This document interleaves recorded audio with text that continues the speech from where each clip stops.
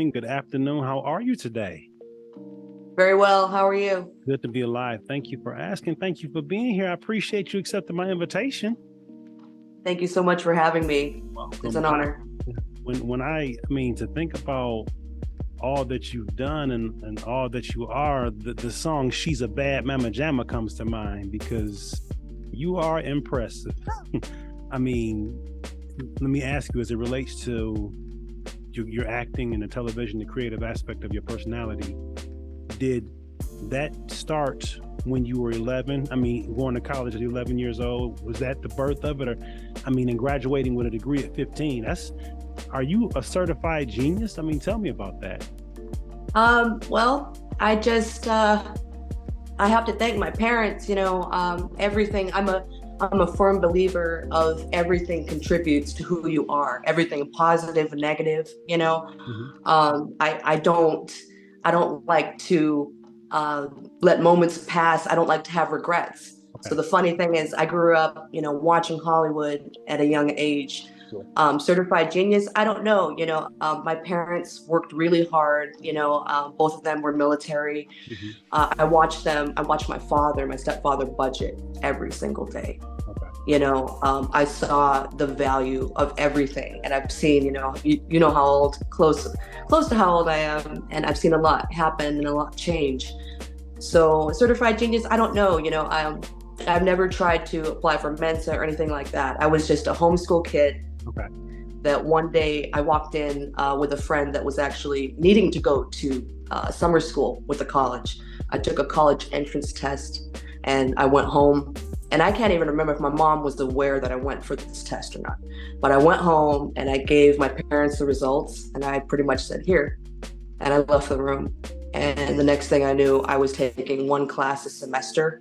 By 1995, I was 14 years old working on main campus, and I was, taking almost a full load of classes. Sure. So for me as a young person, I thought we're supposed to learn as much as possible. Mm-hmm. And then at 18 years old, at an adult age, we're let go and it's go, Mm-hmm. So I was very unaware, and I was, not sheltered, but my parents did a great job keeping us, being right there, teaching us, the word, teaching us the value of things. Mm-hmm. So I don't think certified genius. I like to think of Jimi Hendrix and a lot of messages I've been given along the way. Some of them haven't made sense, up until, certain points in your life where you're like, aha, this is why this came to me. Mm-hmm. So I always think of Jimi Hendrix, and for some reason, I have this very strong memory of the 80s and a quote by him that talks about, don't give me compliments because they distract me. It's something along the lines of that, and that's what I think we're here to do. I think that being centered is this perfect balance of being right where you are, the seat of who you are, mm-hmm. and having that affording to know, hey, this is what I'm trying to do. This is my purpose, to think and feel. Those are my two main things. So sorry to take a long wind to answer that question, but yeah, I'm very passionate about life. And for me, there's no rehearsal. It's today, and the reason why I'm here, where I'm at, and everything that's happened. For me, if I ask myself, I've only hit the tip of the iceberg. I've only hit about 10%. But when I think about all the people, the souls, the light, the journey that I've taken, oh my gosh, that's when you really go like, this has been really something, and you got to keep going. You got to burn those fires, and I carry on a lot of the intellect and, again, that challenge to think and feel. Absolutely. With all the things, all the time that you have, I mean, cheerleading, rodeos, musical theater, ballet, one of my personal favorites, martial arts, sang country music, model. What is it about acting in television and entertainment that made you stop there? Well, growing up in Hollywood, I already loved it. The silver screen, the epic, for a long time, even since the 90s. I can remember when Juno came out. And Juno at that time was this very heavy dramatic piece. And I can appreciate all these dramatic pieces that take a specific person's, story. And I think Stephen King is really great about that, carrying a soul through a whole story. for me, when I moved to LA and I thought about even endeavoring in Hollywood, I was already at this point that, look, you've been on stage since you were 6 years old. Think about all the people that have put time and effort into you. I was like anybody else, thinking about Peace Corps, thinking about the military. You know, I was even in steps to go Air Force at that time. And, you know, opportunities come up. My parents were retiring, they're moving to the East Coast, and the opportunity to move to Los Angeles came up. And I'm so thankful because I was really there at a time when it was affordable.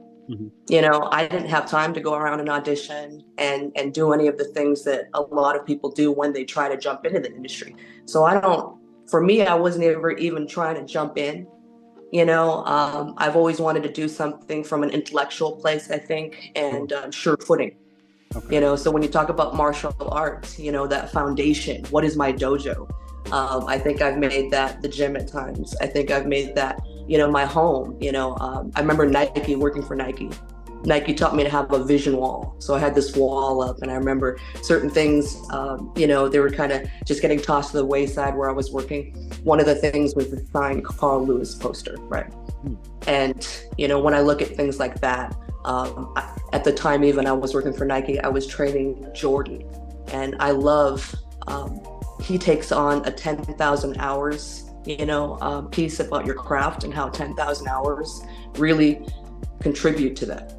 And I think that's where I'm sitting here. You know, I took a shot in the dark. Part of me was like Prefontaine. You know, finally, when I jumped in the industry, it was 2013. I moved to Nashville, heartbroken. You know, I moved to Nashville just taking a shot in the dark. I was invited by country singing twins to come just write music. And a day after I moved there was a tornado hit, it snowed, and all of a sudden there was this open call for Nashville, the TV show. And I went in there just, you know, not thinking anything was going to come of it. Of course, you know, I was sure-footed already in Los Angeles. Let me take a step back. In Los Angeles, I did audition quite a bit, but when I did, I auditioned for musical theater, stage, because that's where I came from. You know, so that world is always something very dear to my heart, you know, but even I can remember I was in an interview one time, I was sitting with Dallas from MTV, and she had a workshop in Los Angeles that she had. And I was sitting there with her, and she said, "Oh, musical theater, you're in the wrong place. You need to be in New York." And I said, "It's funny you say that, because I've been through so much and I've seen adversity. And when I say I've been through it, it's honestly, I have witnessed and I testify that I've seen how many countless other people go through it. You know, life has afforded me the intellect, the time, the courage. These companies have given me wonderful acumen of being legendary, being authentic, and being right there. So with the industry, you know, it just kind of opened up. And somebody a long time ago told me this: opportunities are what pass you the first time. And then when I moved to Nashville, I had a gentleman ask me, what do you think luck is? And I said, I don't know. Why don't you tell me what you think luck is? And he said, luck is being ready when the opportunity passes. And I said, you're right. You know, so I took opportunity. I walked into that open stunt call in Nashville, and it was like I said, open stunt call. I worked one stunt episode with them, and I loved it. At the time, you know, I took 2 suitcases and a guitar, moved to Nashville. Sure. I knew at that time, I don't know what I want right now. I'd worked for so many major companies, sat in top ring meetings, and I get it. You know, all these companies are trying to be progressive, be ahead, you know, so I took a lot of these pieces from them, but I also took a break. Because for me, humanity and the human level is something that I've been coaching and talking about for a long time. And I always challenge people, like I said, to think and feel. And having that human level is so critical and crucial. And fast forward, if you had asked me before this strike, before I even joined the industry, that I would witness this amount of humanity coming from the industry, I would have told you, I don't know, you know. But I tell you, back in 2013, 10 years ago, I made a promise to myself. Okay. Always be surprised going forward. Be ready to be surprised. With that light, with that refreshing newness, you kind of, you know, it gravitates you to the people like how we are this morning, to the moments, the situations, all those perfect places that you think you're looking for, and let me tell you, perfect is a terrible notion. So I'm in a world with wonderful creatives now, and I'm so honored. For me, it's like I said, Prefontaine. I jumped in like, okay, who's got the guts to be here, And some of the wonderful moments, like I can remember, working in Nashville, and I worked on Robin Williams' one of his last movies, Boulevard. And we're sitting there, on Midsummer's Night of 2013. There's a little bit of electricity in the air and storm, and when we're just filming this nice quiet scene, I had showed up. My vehicle was to be in the movie, and it was. And it was actually my roommate's. And I showed up, I didn't have gas in my tank. And I knew, okay, they could have me any which where in town, but I'm pretty sure it's flat, so we're gonna be all right, And long story short, about halfway through, all of a sudden, a guy comes up from transportation. He's like, hey, how's your gas doing? And I had already been driving back and forth and seeing, and Robin's getting in and out of the vehicle. They're on the street. And, it's just these wonderful moments that, don't think about perfect. Think about what's there right now, the world outside around you, because we've been challenged, especially the last 10, 15 years, to really have that human level. So when I think about, this jumping into Hollywood, it's been an amazing ride. And for me, it could be, that I work another picture. I don't work again tomorrow. I have a family. I have a life. And I think that a lot of people that are organic, that are sitting there in a wonderful place to be storytellers right now, I really challenge them to be that right now. And one thing I have to say, because we're on this precipice, with AI, with technology and all these possible things, I can feel it, and I can see all the positives, and I can see both sides always. I think in business, I've been paid to really see that, the positives, both sides, always being able to kind of run with the plan and whatnot.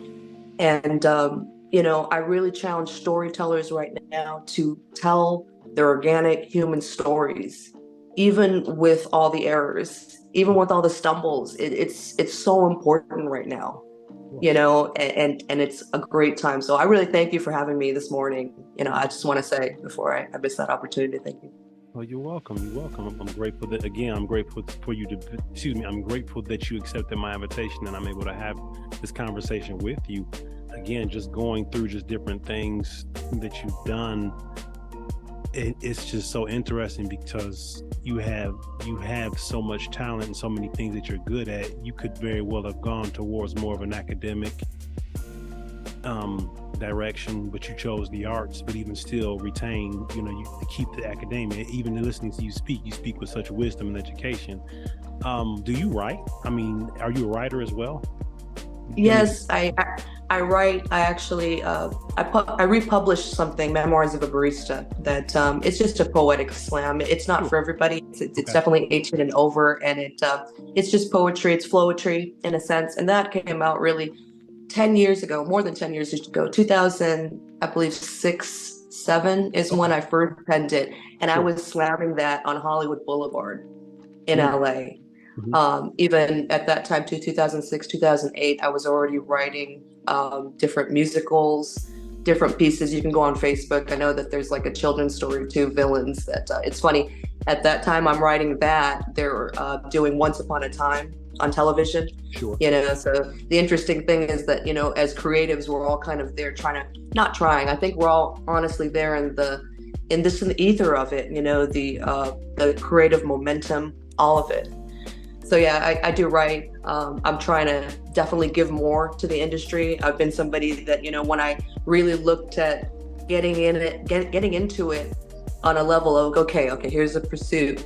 I thought there's a lot of people just trying to jump in it. You hear the same thing all the time. You're like, well, I'll try it for a couple years. I'll move to LA for a couple years. And if it doesn't work, I'll leave. What other industry would you do that? And when I see what a lot of people want from it, from the wage, from everything that's being argued right now, there is, within art. And again, that quote I shared with you already, that Lady Bird Johnson quote, the only way to know the inside of a man is to know his art.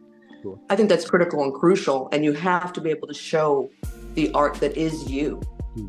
And again, we're in this crazy wave right now of social media, things bouncing out. What is reality? What is just art and fluidity of offerings, because we want to see that. We want to see the constant independent art. We want to see art supported that's going through the right channels even, so the only way, and you spoke to something earlier and I just want to touch on it for a second. You said, that it's important, the intelligence or the intellect, when you hear me speak. I think that one thing that's really tossed aside in the industry or even artists is the challenge to have business acumen. For me, the longest time show business has been really, there's a percentage that's show and a percentage that's business. And really it's 90% business. You have to be a good business person. I don't understand that, certain powers that be don't quite follow that. It would go without saying that, once somebody is mastering their craft, once somebody is handling themselves well, once they've had legal representation in the industry, these are the talent that should be helping to carve out the ways and whatnot, So I'm here to say, there's a lot of things that have been going great within the industry and in support of artists. But ever since streaming has come along, there's been such a quick maneuvering that's needed to be, that's been making it go a lot faster. Mm-hmm. And the affording for art is critical. There's a certain wavelength that gets set out, and one of the times that come to mind, I was working on one of the Hunger Games movies, and they set out this tone, and you have one of the lead actresses up there, and she's doing one of the big giant monologues for the movie, and she's in it, and she's delivering it perfectly. And there are 1,000 people on the field, other main cast members, and you just feel it. This is what we all look to build when we look at these big epic Hollywood movies. Sure. And earlier when you asked me the first question, and I mentioned Juno, I said, for a long time, I've really loved epic, big budget movies. That's where my money has been, even in the beginning with Marvel movies. Lord of the Rings is one of my all-time favorite franchises, because that weaving, that storytelling, those wonderful lines that Tolkien wrote, just embedded in that movie, But when it changes and it's compromising the art, it's compromising safety. Safety is something that they're not talking about. And it's really on a lot of folks' minds on set. There's not anybody that wants to show up to work and go haphazardly, let's do this. Sure. So, when we look at the affording of art and everything going right now, I'm telling you, it's there's been a lot to challenge the industry. And I ask viewers and fans of everything that you love out there, really support those talent that you should be supporting. Don't just watch something because it's on. Sure. Yeah.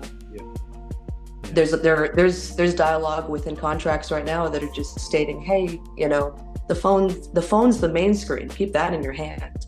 No, the whole time when I moved to Hollywood, and I can remember this back 2005, I remember I watched easily 100 movies that first year. Okay. Partially because the AC and the weather, But one of the big things was when I went to a movie, because you could tell how fast my mind goes. Sure. When I went to a movie, I could just put everything else out for a while, So I really miss the movie going experience. I miss that, it's a little bit, it's to the back seat now. It's not at the forefront anymore. Sure. Yeah. But, if we could support that, that would be wonderful, and people just don't realize, how much they can help affect and change things. Even the strike, if you had asked me, again, the level of humanity showing up to the table, I am blown away, and I want to keep it going. So thank you, everybody out there that has supported the actors and talent, for all the right reasons. Definitely. You spoke to safety earlier. What made you want to do the stunt work? How did you get into the stunt work? I want to know about your martial arts training. I want to know what you trained, how long. I want to know which art that you train is your favorite. I mean, and then between performing in film from the stunt aspect as opposed to speaking in that, which do you favor most? I honestly, that's a difficult question. You know, for me, like I said, safety is a big deal. For a long time, I've said I don't want to work for somebody that I wouldn't hire myself. And I share that with other people in hopes that they kind of endeavor the same. With stunts, it's such a family. It is, you need to trust your brothers and sisters, you know, with showing up for different talent roles, you know, it's similar, but yet different, you know. So I love both. Safety, like I said, it's a big deal. It comes down to being the first AD's job on set. It comes down to one person's job. And again, it's everybody's job, but the cognition, you know, again, if we're running these productions too fast, you know, not taking the adequate time, then those things are compromised. So I wish that I saw that a little bit heavier on the contract, you know, especially within the video game world, just sitting in with some of those meetings. Sure. It's been interesting to hear what is being allowed or what is, you know, just not being given attention. So to answer your question, I love both. I'm passionate again about people, and I just worked a stunt recently last year that's the production will be coming out. It's Carry On. That'll be on Netflix. So sure. Yeah. Now that the strike is over, we can talk about these things. Lights, camera, action for sure. I want to tell me about your martial arts training too. Okay, so martial arts training. I was trained by James Moy, and this was back starting in 1992. It was Shotokan, and I got a black belt in that. After that, I did Taekwondo, did a little bit of tournament fighting and whatnot. I liked the Shotokan a little bit better. I like the art form. I like the fluidity, the dance.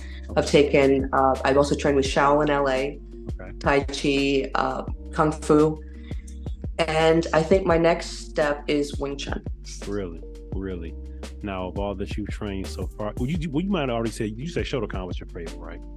Yes. Okay. Oh my gosh. I spoke with a gentleman not long ago that wrestled. They used to be a professional wrestler, Ernest the Cat Miller. And one of the things that really made him stand out aside of his charisma was his martial arts training. And Shotokan karate, if I'm not mistaken, it was his primary martial art that he trained. And correct me if I'm wrong, but in terms of the testing, it's pretty brutal the further up you go, isn't it? If I'm recalling correctly. For me at the time, it wasn't. I think it can be. It definitely can be. I was trained with, you know, a bunch of guys. So I think I went up to the par that was set. So it was a wonderful time, and I think I like it because it has a lot of dance. Okay. And the dance and the choreography really set this foundation. Mm-hmm. And the movement, just connecting all the movements, I think that's pretty critical and big. I think the Wing Chun was told to me too as my next step, because all the different forms that I've trained with, they're about taking the energy and then moving with it. Sure. You know, whether it's to subdue, whether it's to, you know, be on the offense, defense, whereas Wing Chun is about dissolving the energy. So it's a different step. Okay. So I'm intrigued. When does that journey begin for you? Probably very soon, now that the strike is over. You know, everybody's starting to train again. A lot of us have been training in the off season, but again, you know, the kids trying to enjoy family time and the outdoors. Okay, yeah, that's martial arts is something that I'm a lover of, being that I've practiced off and on for a number of years myself. So when I seen martial arts, I was like, oh man, I gotta ask her about her training, what she done, and you've done quite a bit. So that too, among many other things, that too is very impressive. You know, I think that you have to take opportunity to train. A lot of people ask me, so I just have to address one thing, because I get this question a lot. And how did you get into stunts? You know, I get more so, how do I get into stunts, or what makes you, or how? The general question is, which way is the path? There is no one clear path, you know. And when I look at stunt people, I always my advice is, get training, connect, network, of course. But there are a quadrant of us. Like I jumped into it because, like I said, Prefontaine, who's got the guts, but I don't jump into it haphazardly. I've jumped into it, rodeoing since a young age, running a ranch since a young age. My bone density to my experiences have really trained the athlete that I am, so that I am soundly making choices. Now with that, I'm still training. I try to train with some of the greats, take the advice, try to, take every opportunity. At the same time, I try to go with what's organic for me. So if you ask me, am I ever going to do this type of stunt, I'll tell you, no, I won't. But will I do this? Yes, I will. But for me, again, I want to make sure who I'm working for is clear. The production is supported. Again, there's been a lot of changes with the streaming contracts or whatnot, and decisions for onset should really, really be with those folks that have been our key people that have really been making these blockbusters that have been making sound decisions and choices for a long time. I'm here to say that ever since the last 10 years, a lot of these contracts are changing, and it's putting stress to these departments. If you go into a Target store, if you go into any department store where there are multiple departments, and you see, just tension, miscommunication, all of the above, you wouldn't want to be there, right? Same thing. No industry should let these things fall away. And unfortunately, Hollywood and the industry, it's such an amazing place. You see these things on set that you will not see in the real world. I say that constantly. The things that I've seen, the things that I've got to be a part of, amazing, and every day for me, and like any job, you'll run into people, oh, I don't want to be here today, or, stresses can be at what level. And sometimes you just have to take a breath. And I'm there to always remind folks, we're on a Hollywood set. This is a once in a lifetime opportunity. Sure. And I'm here to just remind you, Yeah, so that's a good thing too, because it's like, gratitude is a life changer. People, we have a proclivity to complain in instances where we shouldn't. But when if you lived on Spam for a year, and you had to eat cheeseburgers and different things afterwards, you're going to always remember what was in the past, so to put it another way, again, like you said, people complain on a Hollywood set, but it's people that, like you said, dream to be in that position. So if you're mindful of how blessed you are to be in that position, it's a little more difficult, to complain, I would think, for sure. And I believe just listening to you speak, you have that humility and you have that gratitude, and those things, in addition to your talent, I believe definitely sets you apart. So that's refreshing to see and hear you speak on, so thank you for sharing that. Thank you. It for a long time, and when I worked for Starbucks, I worked for Starbucks a while back. Okay. 2005, I was opening up stores for them in California. Actually, the first 3 Target Starbucks stores. So one of the things I did was post a quote of the week. Sure. And one that stuck was really, courage is the premier of all emotions. That's a lot of these quotes, I take them with me. Sure. And every bit of what I am, the smile, all of it, I have witnessed other great people. Denzel Washington, I can't praise enough about him. Shirley MacLaine. There are so many people that are resiliently showing their brilliance, and I was a young person in Hollywood really trying to figure out, what am I trying to leave here? Quotes even for myself to leave, and I tell you, something I've been telling people for, almost 20 years, we're diamonds to carve out this time, just like those before us.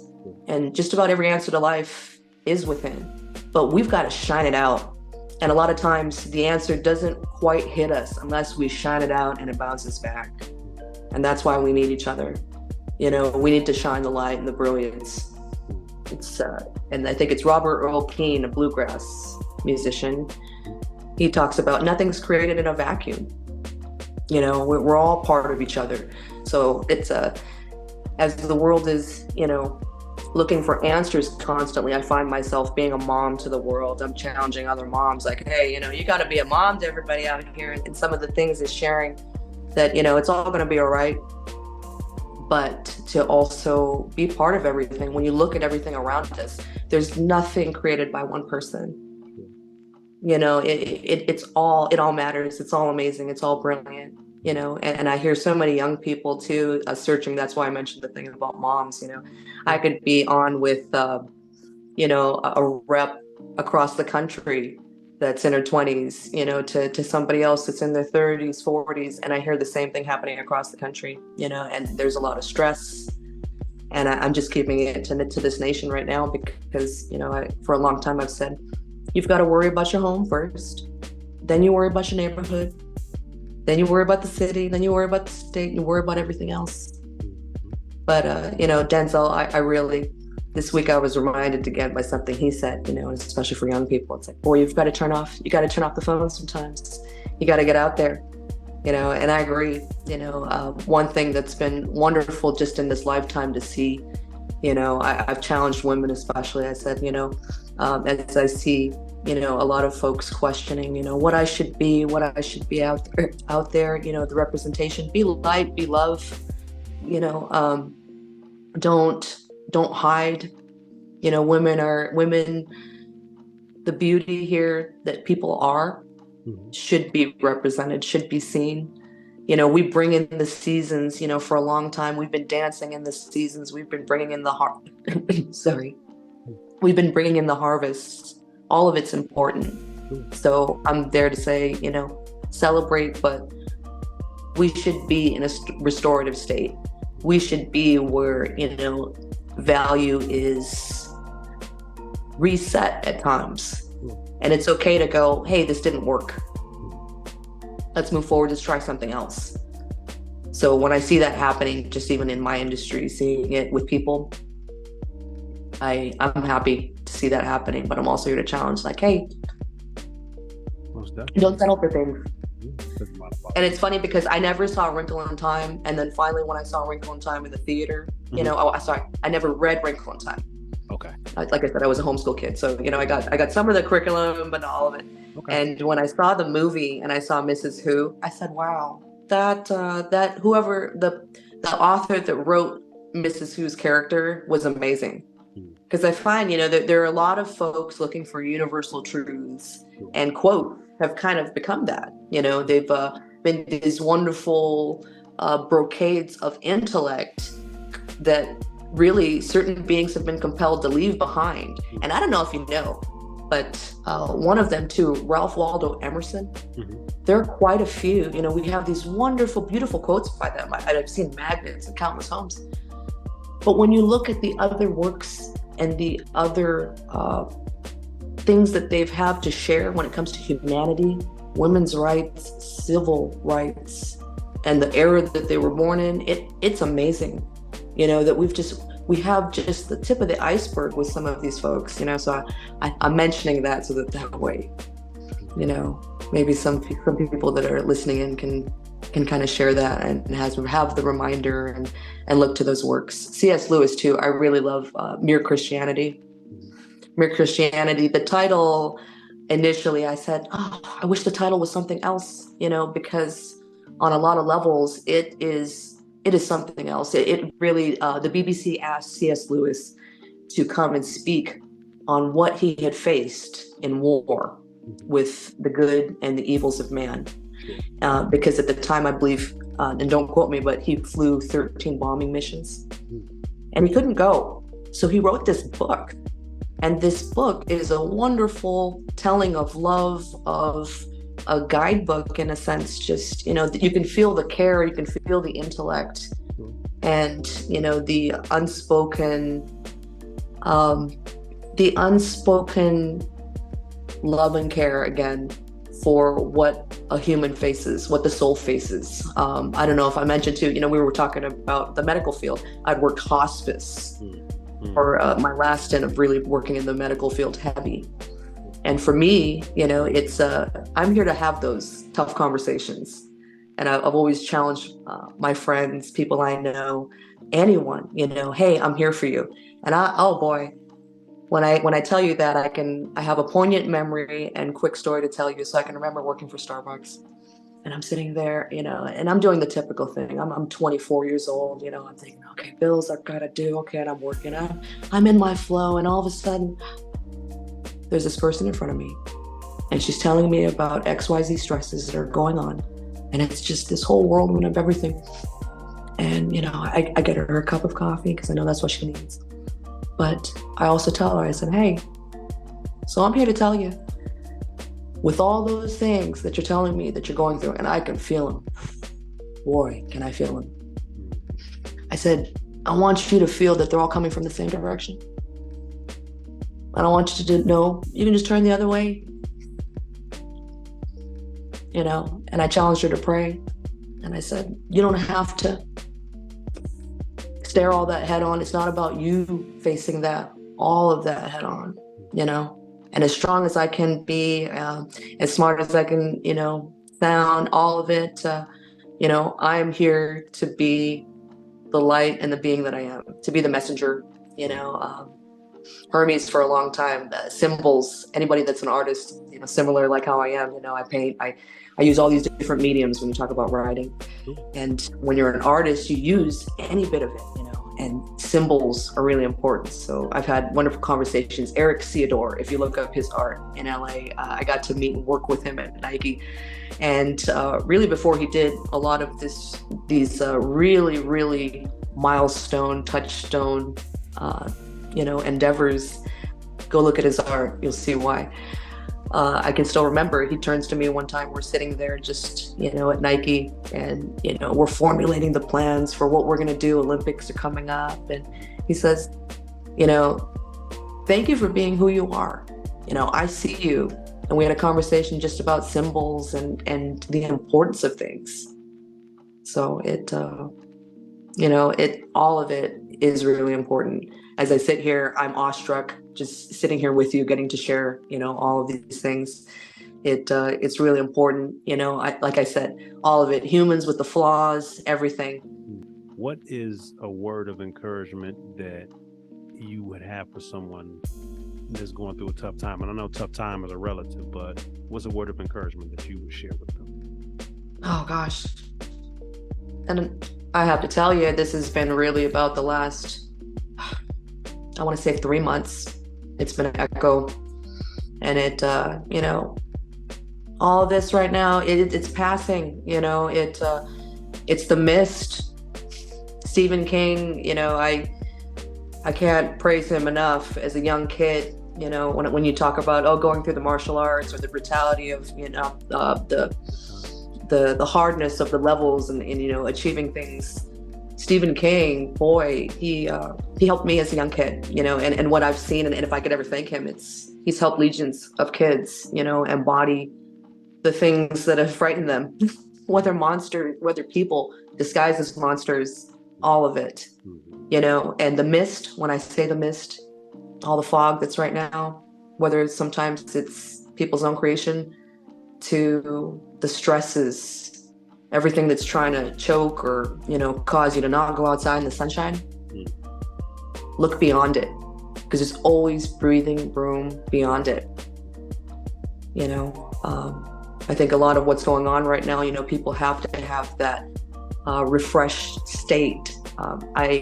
10 years ago, when I moved to Nashville, I was in that place of, boy, what do I need to hear? And I made a decision. And for 30 days, I did this. I said, okay, yoga has been great. Meditation has been a challenge. Even now, as I sit here with you, meditation is a challenge. And I think meditation helps so much. So at that time, 10 years ago, I created this. I said, breathe, stretch, release, smile. And that fourth word, so breathe, stretch, release, add your fourth word. And I did that whole year. I added a different word, and at that time was smile, because I understood. I said, I study a lot of things. I said the smile is amazing. Sure. There's times it's used against us as women. It can be depowering. There are times in conversations just out there in general public, there are different things people can say to really freeze individuals, say, but the smile and the genuine, authentic smile, oh my gosh, it's just the same thing as the light in the eyes, right? The light being the eyes, the light being the eyes being the light of the soul. What is a word of encouragement, Sue-Lynn, that you wish someone had told you when you were going through a tough time? So this comes from 10 years ago. A wonderful lady gave it to me. And she says, nothing good or bad ever lasts too long. Yeah. And it's very bittersweet because you realize too, life is peaks and valleys. It's not a straight line. For a long time, prior to 10 years ago, I was looking for the straight line. And, and it's just that quickest route, right? We're kind of taught that way. And sometimes that quickest route can rob you of all those peaks and valleys, the learning. I was talking to my children just this morning at breakfast and saying, you think you want to experience things a certain way, or you would take away this or take away that. But if you asked mommy, would she take away anything that's ever happened to her? No. And I'm a person still learning. So I think celebrating that, the advice and encouragement, we're all practicing. We are spiritual beings having this human experience. It's okay to just be sometimes. And I'm constantly sharing, as you can tell.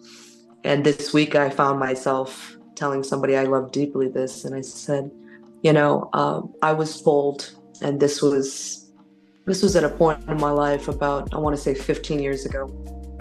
And, certain things were happening. I was working in the medical field. I was so upset.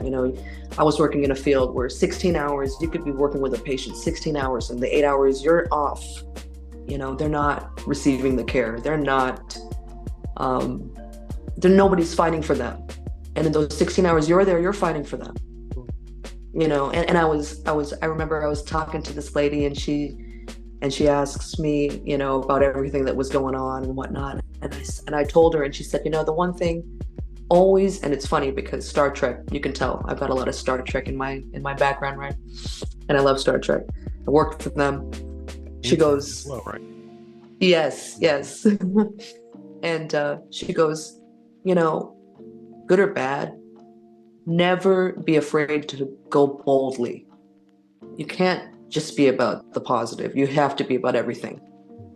Whether that's in prayer, and that's what we were talking about at the time, really, was prayer to, when folks think, oh, how can I pick up the pieces? Oh my gosh.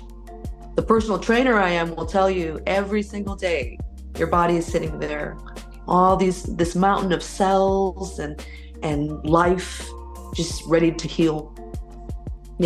I've been someone sitting there coaching, folks in healing, taking care of people, on the physical level to on the spiritual level.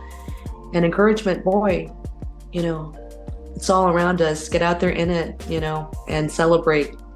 Don't, like I said, think and feel. Don't be another person sitting there thinking you have to be overly joyous all the time. To think and feel means you will feel the things that are negative out there in the world. You are connected, you are associated, but on the brink of everything that is positive for a person, for themselves, which is critical and crucial. Everything that we've seen at least the last 10 years, it's important for us to have uplift, to have enlightenment. Just this week I was talking with someone just about the 22 soldiers a day, and I said, it's so important. It's so important, human beings. When I see every single human being, we need to understand the love everything that's happened just for that person to be alive, for that person to have existed. So again, when we look at systems, I really hope the powers that be and everything, that we can be, the humanity and the human level really ignites. Sometimes, I think when we talk about, and going back to your question, it's about each person. And a lot of times, that phone in our hand, it connects us to everything. And I don't want a lot of these folks to sit here and be annihilated by that. I want them to be empowered in their lives and go, this is what I can do here and now. Because that's the biggest thing. I think that when you look at even like a story like Lord of the Rings, one of the things that I love in it is that, hey, the battle is happening. It's always easier to pull down than it is to pull up, right? That's a lesson that I learned a long time ago, just repelling. And, that is life. So if you're out there today and you are pulling somebody up, or you're just out there showing up to be there, be alive, hear everything around you, just be. That is, oh my gosh, I think that's one of the biggest movements that we can have right now. Agreed. And courage, the premier of all emotions. We don't need to be fear or anger first. We need to be able to meditate, reset. And again, you can use that mantra: breathe, stretch, release, smile. The next month, try something else. Yeah, the last word changes each month, right? Yes, last word changes each month. It really, I was heartbroken. I moved to Nashville. I did that. That woman that gave me that wonderful quote too about nothing good or bad ever lasts too long. She said, "Can you afford to cry right now?" I said, "Boy, no, I really can't." And she goes, "Well, why don't you schedule it?"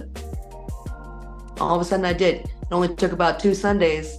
I was busy. I was churning away. I was creating. I had, transitioned everything to being, and oh gosh, just while I have you for a second, we're talking. I think a lot of folks go through what is PTSD. Yeah. I think COVID, even everything that we've gone through, PTSD is something that the definitions of things don't always get said quite right in this life. Like, inner child, the child within, things like that. So when we look at, structure right now, it's really important. And folks need to understand that they can set these boundaries, they can set the structure. And with PTSD, and I've been talking to first responders, I've been talking to, folks on the street, parents. And I said, if you've been somebody to whether live in, say, an urban environment, to be a first responder, to be a military person, you have had mechanisms and triggers that have kept you alive, kept you safe. And sometimes just because that changes, whether it's an off day, whether it's you change your job, whether you don't do that job anymore, whether you live in a better environment, PTSD is something that is there, even just from COVID, going back out into the public. I see it with, neighborhoods. I see it with people, and it's just a transition that needs to be. If we don't talk about it, it doesn't happen. It'll just, people will deal with it how they do. And right now, unfortunately, it's more cubicalization, I feel, and folks aren't getting out there as much as they should, and I'm not saying go out there and, join all of society and public and be out there every single day. That's not what I'm saying. I'm saying you have to be part of humanity. You need to be out there with people, you can be out there in your communities, there are different things that you can do, but it's critical and crucial. So I find myself like, again, I'm starting to write about PTSD. Maybe I'll put it in a script or a show, we'll see what happens. But I find myself telling folks, it's going to be all right. Having a structure, again, having something like that mantra, just being able to breathe is important. Because if we're not meditating, my gosh, breathing is a big part of that. Yeah, it is. And then even the conversations that we've had, and something that I really enjoy about what I do, and even in our interaction, our conversation, as well as just, and I've said it so many times, people see Sue-Lynn and they see what she's done and all the accomplishments in that, but And sometimes people can get so caught up in what you've done and what you've accomplished, they're not always mindful of the struggles that you face, the difficulties, the trials and the tribulations. And when you can come on and have that conversation, then they can connect with that, because people see that you're good at these things, but they don't understand the price that you paid to be where you are. And that's not financial. That's just the energy that you put, the discipline, the dedication, the time. So again, I'm grateful for you taking the time to have the conversation and to share a portion of your journey with me and those who view this podcast. Appreciate you. I appreciate you having me. Thank you so much.